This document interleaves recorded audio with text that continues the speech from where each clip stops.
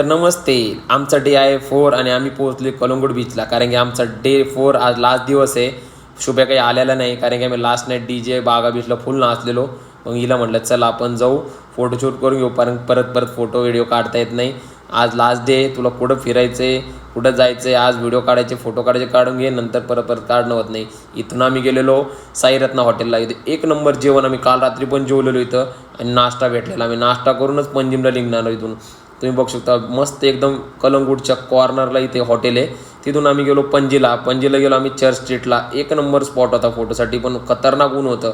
तिथून आम्ही गेलो सोनापर्यंत आठ गेले. एक नंबर होतं इथं व्ह्यू फोटो शूट करण्यासाठी, व्हिडिओ काढण्यासाठी. मग काय सांगावं, आतमध्ये हॉटेल होतं, एवढं एक्सपेन्सिव्ह होतं, पण आपण फोटो व्हिडिओ काढले म्हटलं चला काहीतरी खावंच लागते. 200 रुपयाला कॉपी होती, मग काय प्यावं लागली. तिथून निघलो आम्ही, गेलो डोनापावलाला सिंगम पिक्चरची शूटिंग झालेली.